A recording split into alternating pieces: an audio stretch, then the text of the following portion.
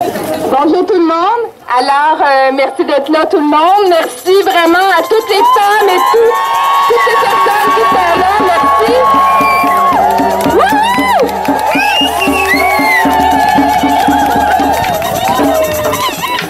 Tout d'abord, juste vous expliquer un peu pourquoi un mur de femmes. Il y a beaucoup de gens qui se posent la question.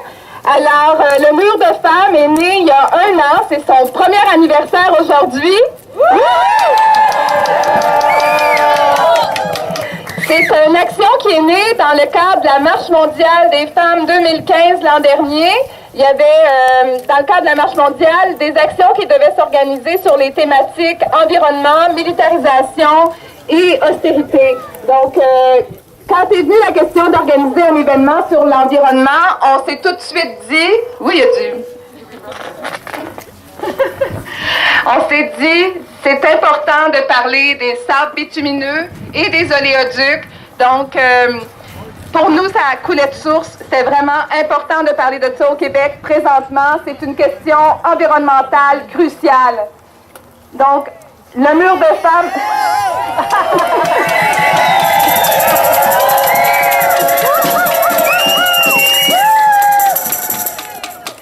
Donc, le premier mur de femmes qu'on a organisé était le 8 mars 2015 devant la Suncor, dans l'est de l'île de Montréal. Et puis, on a fait d'autres actions tout au long de l'année, depuis 1 an. On a eu environ 600 participantes qui ont participé pendant 1 année à toutes nos actions. Donc, c'est vraiment extraordinaire. On a eu une bonne réponse des femmes. Merci à toutes les femmes.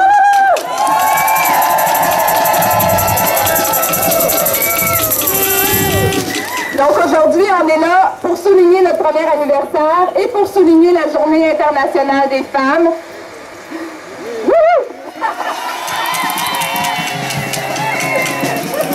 Et on est invité par le regroupement citoyen,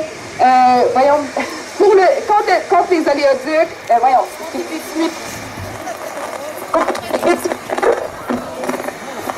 contre les bitumineux et pour le développement durable. De Sorel Tracy.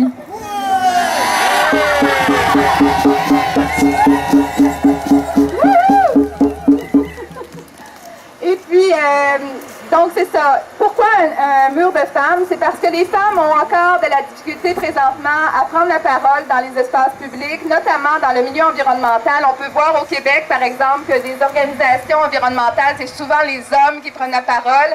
Et les femmes ne prennent pas souvent la parole. Elles se sentent parfois qu'elles n'ont pas l'espace ou encore on ne crée pas ces espaces-là pour les femmes. Donc, c'est pour leur permettre de le faire. Alors, c'est pour ça que le mur de femmes existe. Et c'est aussi pour montrer notre solidarité avec les femmes d'un bout à l'autre du Canada. Parce que partout au Canada, il y a des femmes et des communautés qui sont dans la lutte contre les sables bitumineux et contre les oléoducs. Et il y a beaucoup de femmes qui luttent. Et donc, c'est pour montrer notre solidarité avec toutes ces femmes-là, que ce soit au Québec, en Alberta, en Colombie-Britannique, partout. Donc, on est solidaires de ces femmes-là. Et le mur de femmes, c'est qu'on fait un mur dont on montre avec nos corps notre résistance, notre opposition à ce projet qui n'a pas de bon sens. Donc, qui est en train d'affecter notre climat, qui affecte le droit des communautés partout au Canada, et qui affecte la santé des hommes et des femmes. Donc, on montre notre solidarité, on montre notre opposition à ce projet-là. Donc,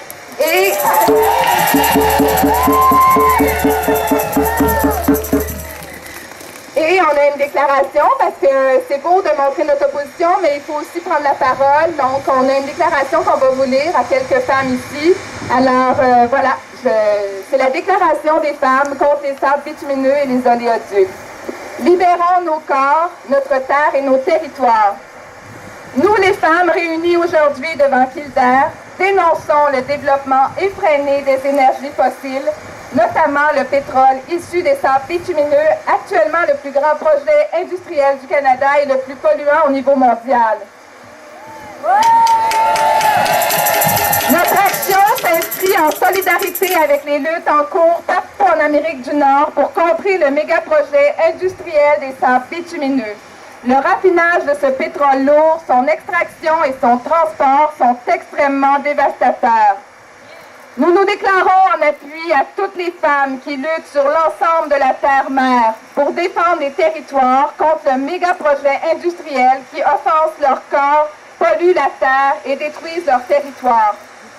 Nous sommes solidaires des femmes autochtones, elles qui sont au-devant des luttes, comme elles le sont au Canada contre l'extraction du pétrole des sables bitumineux.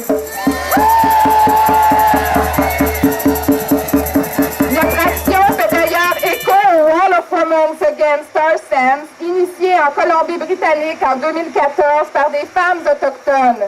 Nous nous inscrivons donc dans la défense de nos corps, notre terre, nos territoires, d'un océan à l'autre du continent.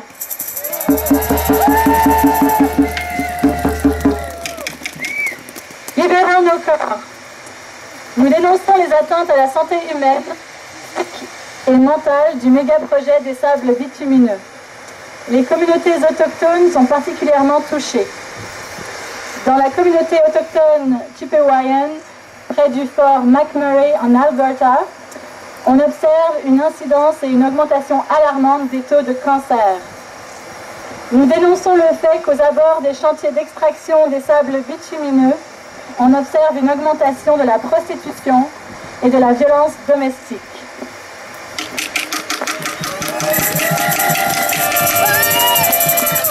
Libérons nos terres, notre terre. Nous dénonçons les menaces de ce méga-projet sur la biodiversité et sur les cours d'eau à de nombreux endroits au Canada, comme c'est le cas du fleuve Saint-Laurent. Le pétrole des sables bitumineux est extrêmement néfaste lorsqu'il se déverse dans l'environnement. Nous dénonçons les impacts que le raffinage de ce pétrole a sur la pollution atmosphérique.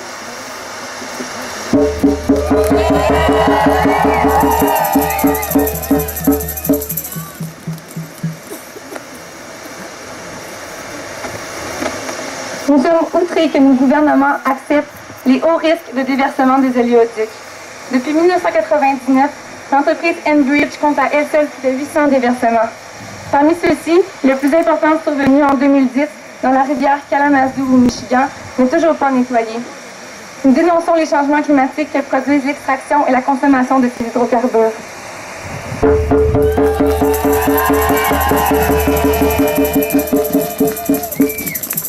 Libérons nos territoires. Nos territoires sont des espaces politiques, des espaces économiques, des espaces de vie. Nous dénonçons une économie basée sur l'expansion d'un secteur industriel qui perpétue des inégalités. Nous dénonçons les impacts sur les modes de vie de nombreuses communautés et la perte d'accès aux territoires et d'autonomie par les communautés autochtones.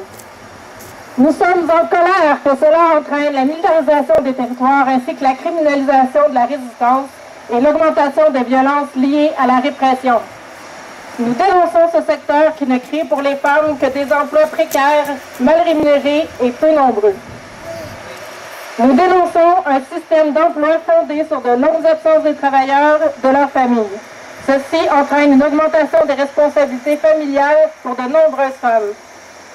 Nous dénonçons les lois qui visent à restreindre les libertés civiles, comme celle qui brime la liberté de manifester.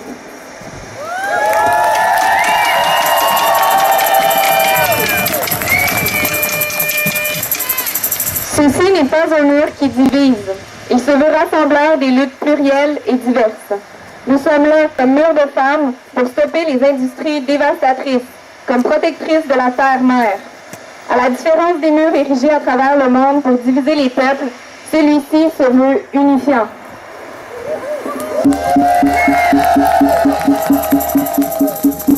Nous sommes en solidarité avec la convergence des luttes féministes, autochtones, écologistes, contre les mesures d'austérité et contre la militarisation. Nous sommes en solidarité avec celles et ceux qui cherchent la transition vers une économie juste et basée sur les énergies renouvelables.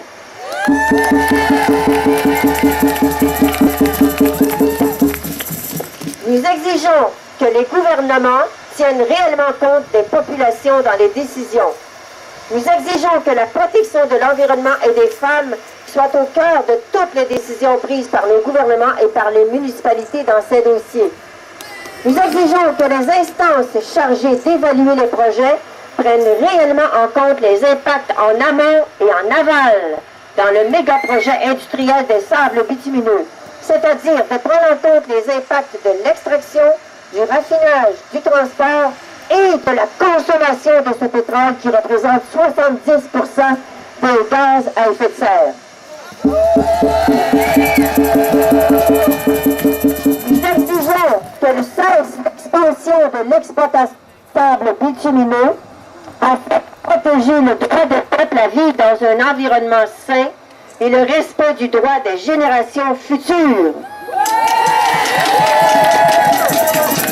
Nous exigeons une transformation en profondeur de notre société et un investissement massif dans les énergies renouvelables et alternatives.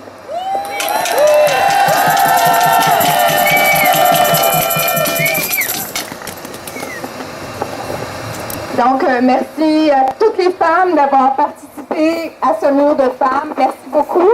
Merci aussi à tout le monde d'être ici aujourd'hui. Merci au regroupement citoyen contre les sables bitumineux et pour le développement durable de Sorel-Tracy. Cette fois-ci, je l'ai eu.